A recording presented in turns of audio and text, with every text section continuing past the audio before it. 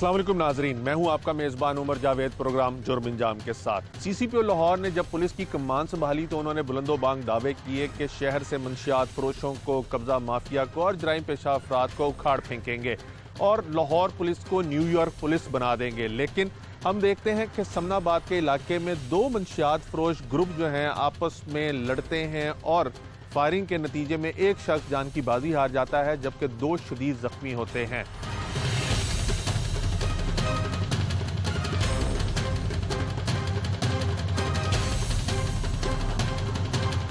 ये मंशियात फरोश समनाबाद और इसके गिरदोनवा में कितने अरसे से मंशियात का कारोबार कर रहे थे, क्यों पहले पुलिस इनको नहीं पकड़ सकी, और पुलिस ने जब इन मुल्जिमान को गिरफ्तार किया है जो इस कत्ल में और जख्मी होने में मुलव्विस हैं, वो इस हवाले से क्या कहते हैं।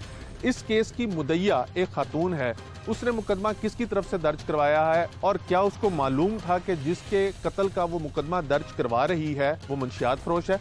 ये तमाम चीजें जानेंगे आज के प्रोग्राम जुर्म इंजाम में।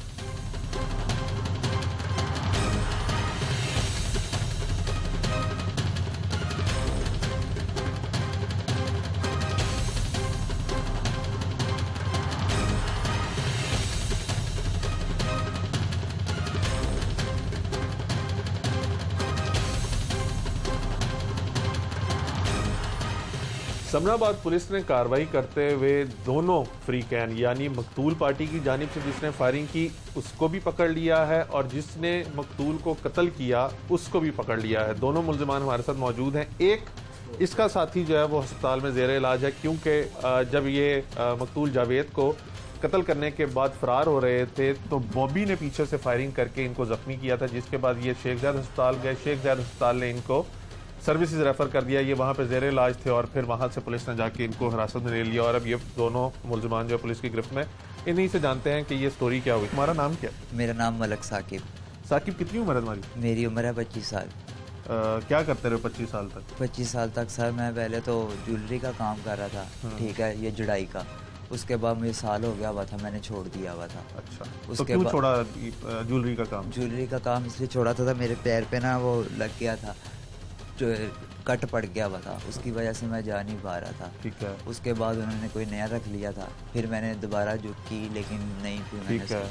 तो अब क्या करते थे तुम? अब मैं ये साथ उन्हें वो चाचू जो थे ना मरने वाले मुख्तार, वो चर्च भी भेजते थे, वाइट भी भेजते थे और उसके बाद क्या होता है? पाउडर। अच्छा। पाउडर भी भेजते थे और आइस भी भेजते थे। चर्च भी भेजते? मंशियात फरोशी करते। तो तुम भी मंशियात फरोशी का काम वो करते? हाँ जी, वही मुझे ला के देते थे। उन्होंने मुझे आगे से कस्टमर भी दिए हुए थे 2-4 के, उन्हीं को दे देना करना। तो जब तुम पहले ज्वेलरी का काम करते थे तो मंशियात फरोशी का काम क्यों शुरू किया? ज्यादा पैसे हैं इसमें? नहीं, वो जब उन्होंने ला दिया ना तब मुझे लग गया हुआ था खुद को। खुद भी नशा करते हाँ थे? जी, खुद। कितने अरसे से नशा कर रहे हो? वही 1.5 साल से। ठीक है। कौन सा नशा करते हो? वाइट पाउडर का। पाउडर का कितने रुपए की मिल जाती है? ये मिल जाती है 1000 रुपए के ग्राम। और एक दिन में कितने बंदा इस्तेमाल कर लेता है? एक दिन में बंदा 2 दिन निकाल लेता है। 2-3 दिन? 1 ग्राम में 2-3 दिन निकल जाते हैं? 2 दिन निकल जाते हैं 1000 रुपए में? हाँ जी। तो तुम पैसे देके खरीदते थे या? हाँ, पैसे दे के। अच्छा, तो तुम्हें जब एक अरसा तुम ज्वेलरी का काम करते रहे, ये काम आसान लगा?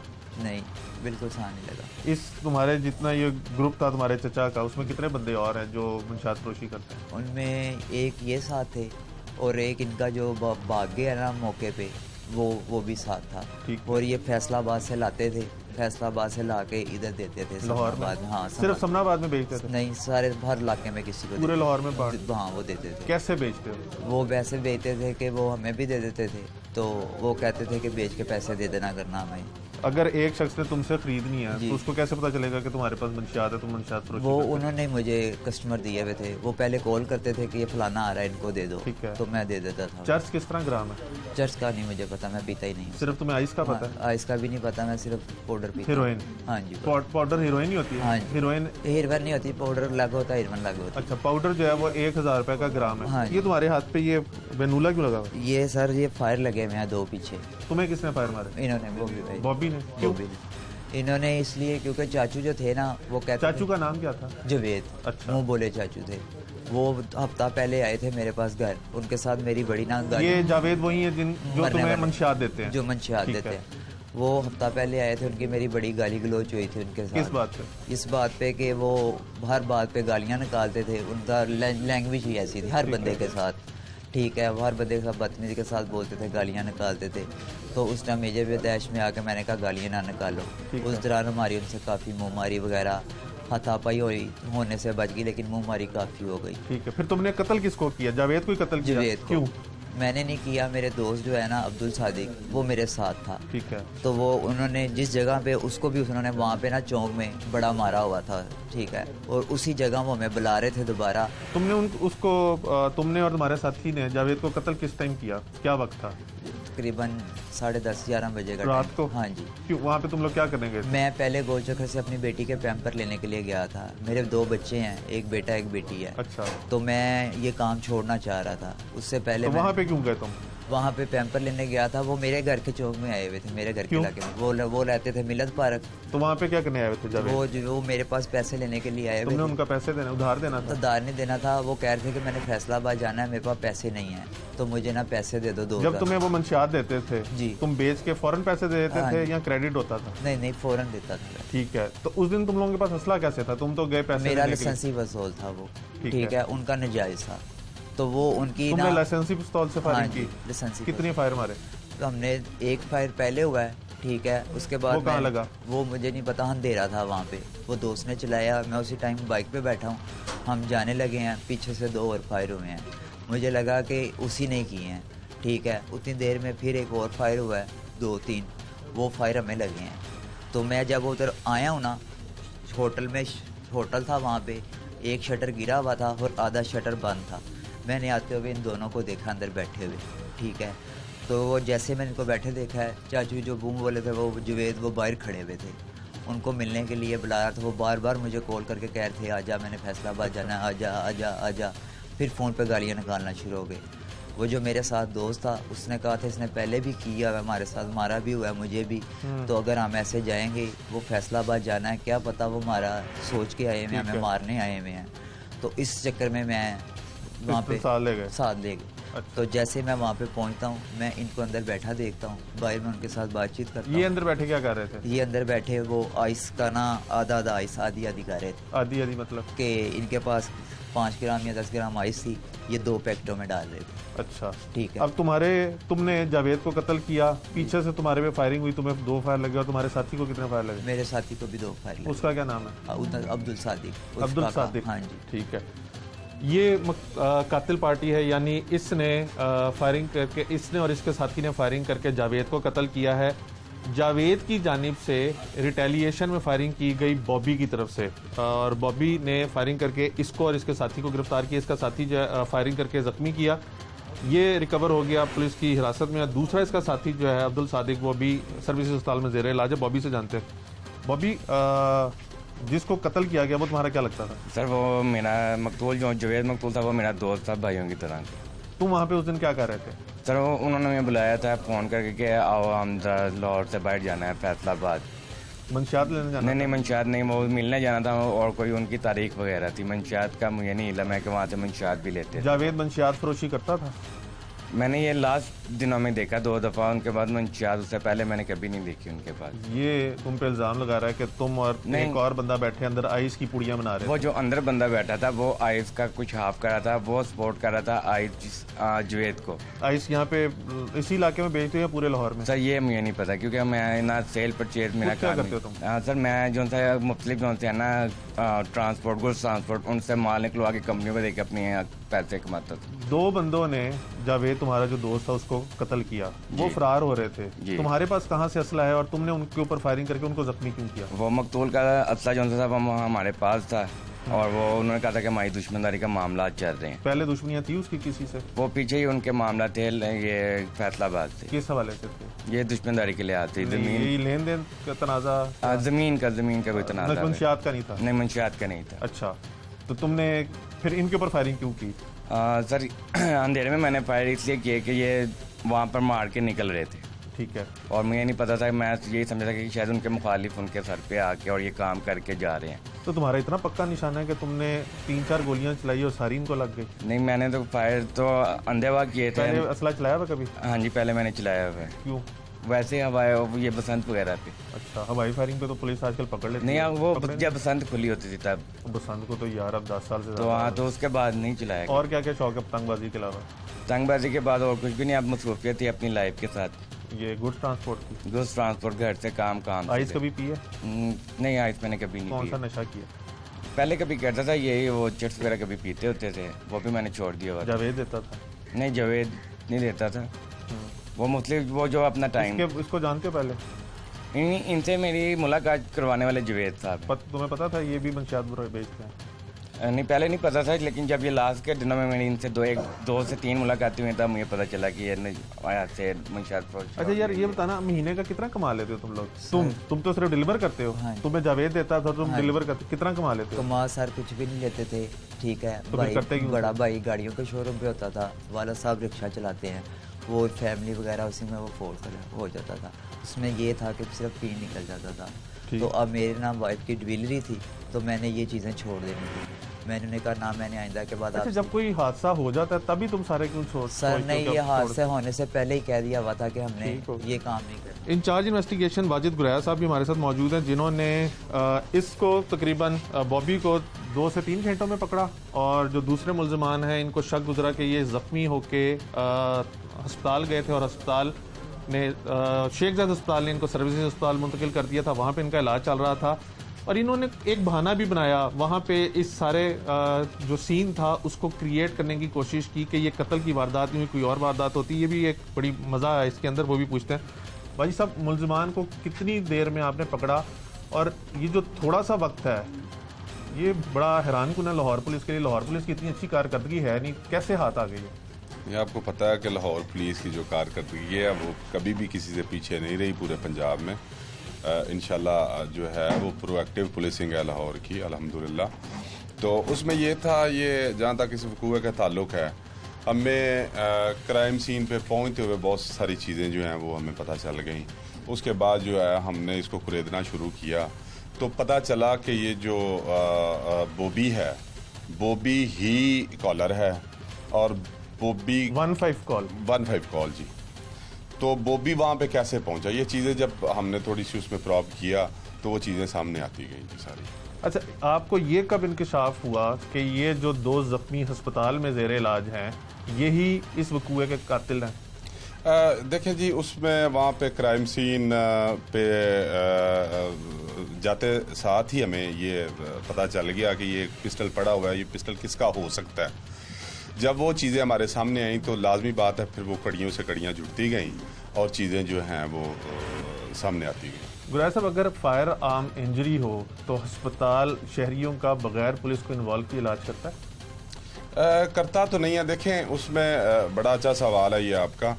उसमें इन्होंने बहाना बनाया जाके क्या कि हमें डाकू पड़ गए हैं, डकैती हो गई हमारे साथ, और उसमें हमें मज़ामत में फायर लग गए जी। तो उन्होंने इलाज करना शुरू कर दिया। जब चीज़ें उनको शक गुजरा, उन्होंने रेफ़र भी कर दिया इनको ना फर्दर सर्विसेज में रेफ़र, क्योंकि वहाँ पे भी मेडिकल फैसिलिटीज़ पूरी थी, एक state of the art hospital है।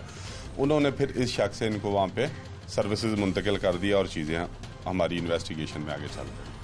अब इस केस में जो मुद्दई है वो कौन है, इन दोनों का किरदार क्या है? जैसे ये कहता है कि मैं मंशियात फरोश नहीं हूँ, वो कहता है मैं मंशियात फरोश हूँ, जावेद मंशियात फरोश है, इसके साथ जो इसका शरीक मुलजिम है वो मंशियात फरोश है। तो आपके ऊपर ये केस कब सारा खुला कि ये तो सारा मंशियात फरोशों का कार्टल है और इनकी आपस में लड़ाई हुई है? जी बिल्कुल, सवाल के 2-3 हिस्से हो गए, इसका मैं देता हूँ जवाब वन बाय वन। मकतूल की बहन जो है वो इसमें मुद्दइया है, और उसके बाद जो है इनका जैसे पता चला, जैसे मैंने आपको पहले गुजारिश की है कि हमें क्राइम सीन से ही चीज़ें जो हैं वो पता चलना शुरू हो गई। उसमें आगे फर्दर जाके क्राइम सीन से क्या कैसे? क्राइम सीन में देखें जी, वहाँ पे पिस्टल पड़ा हुआ था, डेड बॉडी पड़ी हुई थी, डायरेक्शंस हम देखते हैं, PFSA की टीमें आती हैं, उनसे जो है वो गाइडेंस लेते हैं, कुछ हमें चीज़ों का जो है वो प्रोफेशनली पता चल जाता है। तो उसमें जो है ये चीज़ें वो होती है। जहाँ तक इनके अभी किरदार का ताल्लुक है, अभी इन्वेस्टिगेशन चल रही है, जैसे उसमें फर्दर पेशरफ्त होगी तो इंशाल्लाह आपको वजह देखे जी, वजह नाद जो है वो बेसिकली इनका धंधा जो है वो मंशियात फरोशी का था। तो मंशियात फरोशी ही बुनियादी एलिमेंट है इस सारे वकूए का जी। और मुद्दइया जो है वो जावेद की क्या लगती है, क्या उसको पता था कि ये सारे मंशियात फरोश हैं? सगी बहन है जी उसकी, तो ऑब्वियसली पता होगा कुछ ना कुछ तो जरिया मुआज जो है हमारे घर जावेद वालों की को। फैमिली मेंबर्स वगैरह, भाई वगैरह कोई और नहीं, बीवी? भाई है उसका, वो रावलपिंडी में हमें बताया गया रावलपिंडी में रहता है, वो भी बाद में आ गया। और वो सारा बहन जो है वो जारी बात है उसको दर्द था, वो मुद्दई। ये इस इलाके में मुंशियात फरोशी कर रहे थे आप लोगों को पहले? आपको तो अभी पोस्ट हुए कुछ ही टाइम हुआ है, लेकिन क्या यहाँ पे पुलिस थाने को ये मालूम था कि इस नाम के लोग हैं यहाँ पे मुंशियात फरोशी करते हैं? देखिए, ज़ीरो टॉलरेंस है पुलिस के नज़दीक। जो मंशियात फरोशी की जो है वो ज़ीरो टॉलरेंस है। रिकॉर्ड याफ्ता हैं उसमें, पहले भी इनके ऊपर मंशियात के जो हैं वो पर्चे हैं। बाकी जो काम है हम इनको गिरफ्तार करके जैसे ही कोई हमें इंफॉर्मेशन मिलती है तो प्रोएक्टिव पुलिसिंग है, ज़ीरो टॉलरेंस है मंशियात फरोशी और बाकी मामलात के हवाले से। बहुत शुक्रिया। वाजिद गुरैया साहब की आपने गुफ्तगू सुनी। वाजिद गुरैया साहब के मुताबिक इन्होंने चंद ही घंटों में इस केस को सॉल्व कर लिया था, क्योंकि उनको शक गुजरा कि बॉबी जो है वो मौके पे मौजूद है और वो 15 क्यों कर रहा है। फिर वहाँ से पिस्टल मिल गया, मंशियात के भी वहाँ से चीज़ें जो थी वो मिल गई। और उसके बाद ये जो मुल्ज़िमान जो कातिल हैं वो जब अस्पताल गए, अस्पताल को भी शक गुजरा और उन्होंने भी चीज़ें काफ़ी डिस्क्लोज़ की, जिसके बाद इनकी कार्रवाई की वजह से मुल्ज़िमान जो हैं वो फ़रार होने में कामयाब नहीं हो सके और बहुत जल्द ही पुलिस की गिरफ्त में आ गए।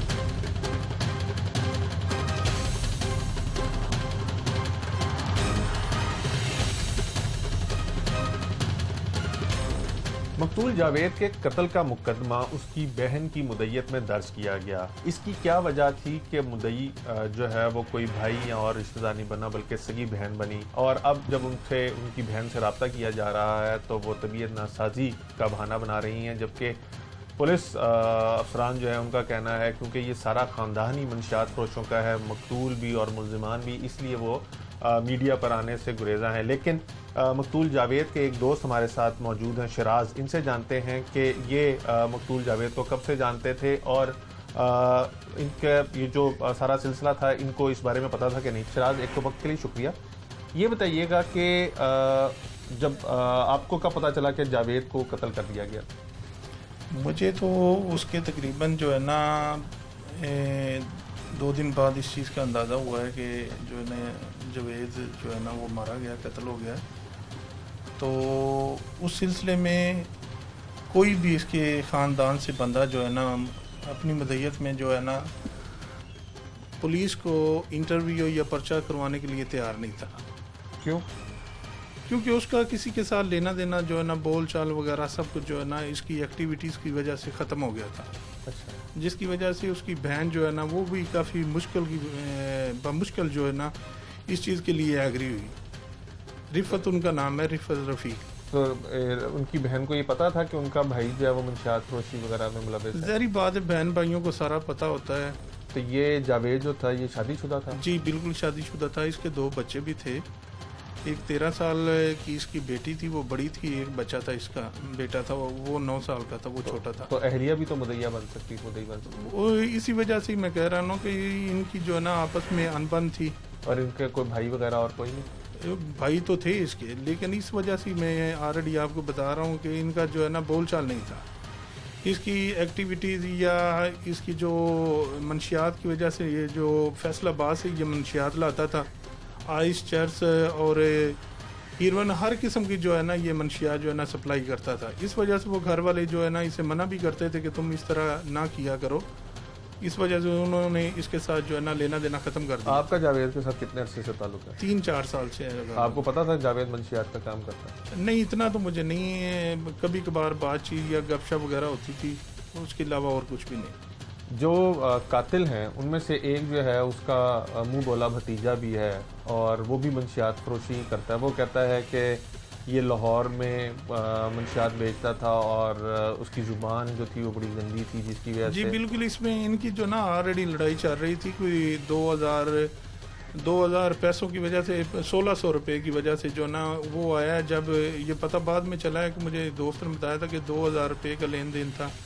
ऑलरेडी इनकी लड़ाई पहले भी हुई थी, हाथापाई हुई थी, जिसकी वजह से उन्होंने ना, ये जावेद ने जो मकतूल है इसने इनको मारा था।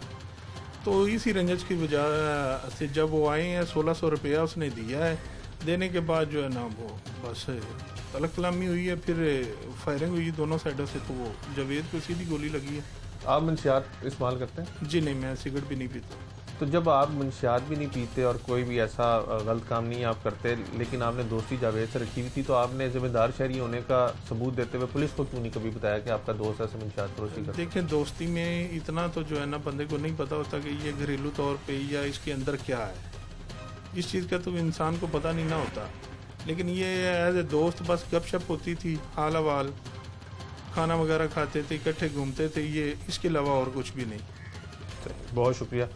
मकतूल जावेद के दोस्त शराज हमारे साथ मौजूद थे। उन्होंने जैसे बताया कि जावेद को उसकी फैमिली जो थी वो ओन नहीं करती थी, और जो मुद्दई मुकदमा बनी है रिफत बीबी जो कि उसकी सगी बहन है, वो भी इंतहाई मुश्किल से उनको मुद्दई जो है वो बनाया गया है। लेकिन वो ना तो मीडिया के ऊपर आके कोई बयान देना चाहती हैं और ना ही वो पुलिस के पास आके कोई बयान देती हैं।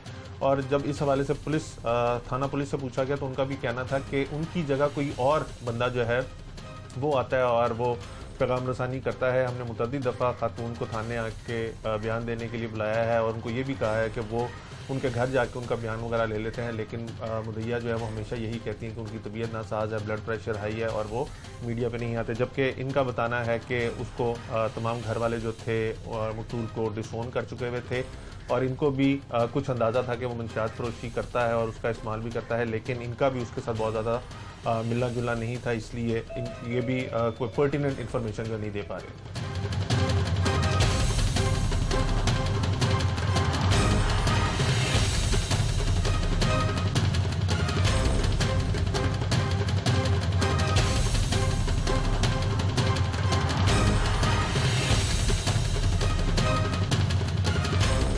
इकबाल टाउन डिवीजन लाहौर की चंद उन डिवीजन में से एक डिवीजन है जिसके साथ लाहौर का सब अर्बन एरिया बहुत ज़्यादा लगता है, जिसकी वजह से यहाँ पर क्राइम जो है उसकी नौयत भी डिफरेंट है। यहाँ पर दुश्मनियाँ बहुत ज़्यादा हैं, यहाँ पे मंशियात फरोश बहुत ज़्यादा हैं, यहाँ पर बच्चों के साथ होने वाले वाक़यात जो हैं वो भी गाए बगाए देखने में आते हैं। आज जिस केस के ऊपर हम प्रोग्राम कर रहे हैं उसके अंदर 2 मंशियात ग्रुप जो हैं वो आपस में लड़े और उसके अंदर एक शख्स कत्ल हो गया जबकि 2 ज़ख्मी हुए। SP investigation Iqbal town Abdul Wahab साहब हमारे साथ मौजूद हैं, इनसे जानते हैं। वहाब साहब, एक तो कुछ अरसे से जितने भी आपकी डिवीजन में कत्ल होते आ रहे हैं वो बहुत जल्दी ट्रेस हो रहे हैं, विद इन 24 आवर्स केसेस जो हैं वो सॉल्व हो रहे हैं। इसमें भी कुछ ऐसा ही हुआ कि बहुत जल्द मुलज़मान गिरफ्तार हो गए, कैसे गिरफ्तारी हुई और मुलज़मान के बारे में भी थोड़ा सा बताइएगा। जी बिस्मिल्लाहिर्रहमानिर्रहीम। ये हफ्ते की रात 11 बजे का है हमारे पास टाइम कि जब कॉल चलती है कि एक नामालूम आदमी को फायर लग गए हैं और वो हलाक हो गया है, तो हमारी सारी टीमें मौके पर रिस्पॉन्ड करती हैं। मैं मौके पर पहुंचता हूँ तो वहाँ 44 साला जो मकतूल है इसकी लाश हमें मिलती है। हम सबसे पहले जिस बंदे ने कॉल की हुई थी उसको राउंड अप करते हैं कि किसने कॉल चलाई है, तो पता चलता है कि वो जो मकतूल है उसका दोस्त है बॉबी, उसने कॉल चलाई। उसको जब हम इंटरोगेट करना शुरू करते हैं तो थोड़ा सा वो घबरा जाता है और वहाँ से हमें शवाहिद मिलते हैं इस तरीके से कि जैसे वहाँ पर मकतूल के अलावा भी फायरिंग हुई है। जहाँ से हम खोल इकट्ठे करते हैं, ब्लड जो है वो थोड़ा सा स्कैटर्ड होता है, तो हमें ये अंदाज़ा होता है कि इसके अंदर जो दूसरे लोग हैं वो भी कोई जो नामालूम लोग हैं वो भी ज़ख्मी हुए हैं।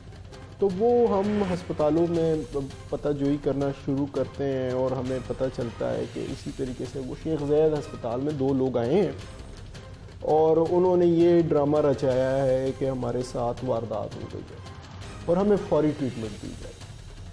तो वो डॉक्टर ज़ाहिर है उनका इलाज कर रहे होते हैं, हम फ़ौरन SHO मुस्लिम टाउन को देते हैं कि जाके उन्हें राउंड अप कर लें। वो उन्हें राउंड अप कर लेते हैं। वहाँ पर सर दस्त तो कोई सूरत हाल नहीं सामने आती। जब उनकी कंडीशन थोड़ी सी स्टेबल होती है रात के कुछ पहर में, तो जब हम उनसे पूछते हैं तो ये बात खुल के सामने आती है कि ये 2 ग्रुप्स थे जो कि आपस में मंशियात का काम करते थे, और ये जो मकतूल था ये इन्हें मंशियात ला के देता था। मौके पे रियाज, बॉबी और ये जो मकतूल है, ये 3 बंदे थे, और सामने जो है वो मारने वाले लोग थे 2। ये जो बॉबी है, जैसे आप अभी बता रहे हैं कि मुल्जिमान ने भी केस को डकैती मज़ामत का रंग देने की कोशिश की, बॉबी ने भी गालबन इसीलिए फायरिंग की कि वो भी बच जाएगा और दोनों तरफ से मुकदमा दर्ज नहीं होगा। जी, वो काफ़ी देर तक मुकदमा दर्ज करवाने में भी हमारे पास यही मुश्किलात सामने आती रही। पोस्टमार्टम का भी डिले इसी वजह से हुआ कि जी इन्होंने हमें दरख्वास्त ही कोई नहीं दे रहे थे कि जी हम पर्चा दर्ज करवाना चाहते हैं। इसकी क्या वजह थी? उसकी वजह ये थी कि वो मंशियात फरोश ग्रुप था और इनकी पुरानी लड़ाई चल रही थी, और ये मकतूल जो है ये भी अपने साथ वेपन कैरी करता था, इसी ख़तरे की नज़र में कि शायद उसके साथ कोई इस तरह का वाक़या हो जाएगा। और दूसरी पार्टी थी वो भी अपने साथ वेपन कैरी करती थी। 15 दिन पहले उनकी भी मंशियात के पैसों की डिस्ट्रीब्यूशन के ऊपर तू तकरार हुई थी। तो उस दिन भी ऐसे ही हुआ कि जब ये मकतूल आया तो इसने जेब से मोबाइल निकालने का इशारा दिया, तो सामने वाला समझा कि शायद ये मुझे फायर मारने लगा है, तो उसने उसके ऊपर फायर किया और वो सीधा उसके माथे पे आके लग गया। बॉबी ने जवाबन मकतूल का पिस्टल उठा कर ही वो जिन्होंने फायर किए थे उनके ऊपर फायरिंग शुरू कर दी, जिससे वो दोनों जख्मी हो गए। तो हमने सारे बंदे राउंड अप कर लिए हैं और फिर इसीलिए फिर हमने मीडिया से ये सारी तफ्तीश से वहाब साहब, एक लास्ट टाइम आपसे जो प्रोग्राम किया उसके अंदर भी 2 दोस्त जो थे वो बैठे मंशियात का इस्तेमाल कर रहे थे, आइस का इस्तेमाल कर रहे थे, और वहाँ पे लड़की के पीछे लड़ाई हुई, उन्होंने फायरिंग करके एक को कत्ल कर दिया। और दूसरा, आपके इलाके के अंदर मंशियात फरोशों की तादाद ज़्यादा है या इसका इस्तेमाल ज़्यादा है, जिसकी वजह से इस किस्म के वाक़यात जो हैं वो रोनुमा होते हैं? जैसे प्रोग्राम के स्टार्ट में आपने कहा कि यहाँ पर सब अर्बन एरिया है, तो लोअर मिडिल क्लास रहती है, ये इनमें ज़्यादातर क्योंकि अनएम्प्लॉयड लोग होते हैं, तो वो इस किस्म के नशे में पड़ जाते हैं।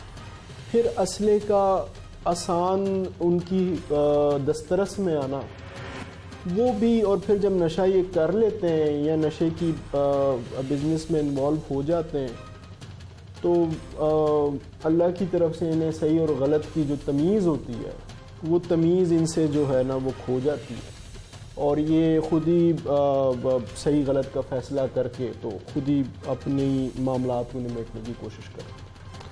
ज़्यादातर केसेस के अंदर जब कत्ल की वारदात होती है तो मुल्ज़िमान फ़रार होने में कामयाब हो जाते हैं, या फिर वो इंटरम बेल्स ले लेते हैं जिसको वो बड़ा प्रोलॉन्ग लेके चलते हैं और उनको काफ़ी ज़्यादा उसका फ़ायदा होता है। लेकिन अभी मंशियात के इस्तेमाल का कत्ल हो के बाद कत्ल हो या मंशियात फरोशों की आपस में लड़ाई के बाद कत्ल हो, दोनों में आपने मुल्ज़िमान को पकड़ लिया। कितना सूदमंद ये साबित होगा जो ये नेटवर्क यहाँ पे आपके इलाके में चल रहे हैं, नेटवर्क को ब्रेक करने में, और जो कार्टेल जैसे ये इस जो मुल्ज़िम आपने पकड़ा है इसके अंदर साकिब, वो बताता है कि मंशियात जब वो फैसलाबाद से लाहौर आती थी, फिर यहाँ पे आके डिस्ट्रीब्यूशन होती थी और फिर पूरे इलाकों में बेचते थे। कितना आपके लिए आसान हुआ है इन मुल्ज़िमान का नेटवर्क ब्रेक करने के बाद के आप मंशियात फरोशों को पकड़ सकेंगे? देखिए, हमें हेल्प तो इस चीज़ से मिलेगी और हम इस पर काम भी कर रहे हैं। इंशाल्लाह इस नेटवर्क को भी हम ब्रेक करने की कोशिश कर रहे हैं। इससे पहले भी यहाँ पर हमने काफ़ी नेटवर्क्स ब्रेक किए हैं। हमारे थानों ने बड़ी हैवी क्वांटिटी अमाउंट की मंशियात बरामद की है, जो कि ऑब्वियसली एंड यूज़र के पास नहीं होती, ये हमेशा सप्लायर्स के पास होती है, डिस्ट्रीब्यूटर्स के पास होती है। तो हमारी लाहौर पुलिस इस वक्त ना सिर्फ सप्लायर्स डिस्ट्रीब्यूटर्स पे काम कर रही है, बल्कि उनकी ऑनरशिप लेने वाले पर भी काम कर रही है, जो कि इसकी पैटर्नेज करते हैं बेसिकली, उन पर भी काम कर रही है। तो इंशाल्लाह बड़े अच्छे रिजल्ट्स आएंगे आने वाले दिन। लास्टली, लाहौर की जो सबसे बड़ी एंट्रेंस है बाबू साबू एंट्रेंस, वो आपके थाने की हदूद में आती है। यूजुअली CIA जब भी कार्रवाई करती है, आपकी इन्वेस्टिगेशन विंग का एक हिस्सा है, वो जब भी कार्रवाई करती है तो बाबू साबू से एंटर होने वाली मंशियात जो है वो ज़्यादातर पकड़ी जाती है। उस चीज़ को कर्ब करने के लिए कि मंशियात इस रास्ते से लाहौर में ना, क्या इकदाम किए जाते हैं आप लोगों पर? देखिए, हमारे पास चूँकि अब तो सॉफ्टवेयर्स भी लॉन्च हो चुके हैं जो कि हमने अपने बाबू साबू इंटरटेनमेंट के लोगों अपने जवानों को दिए हुए हैं। उससे वो ID कार्ड जैसे ही आप उसका इंटर करते हैं तो जो उसका पुराना जो भी रिकॉर्ड होगा वो हमारे पास सामने आ जाएगा। एक तो ये हमने शुरू किया हुआ है काम। दूसरा, बाबू साबू भी है हमारे पास, एक मांगा मंडी की भी एंट्री है, कसूर वाले की तरफ से भी एंट्री है।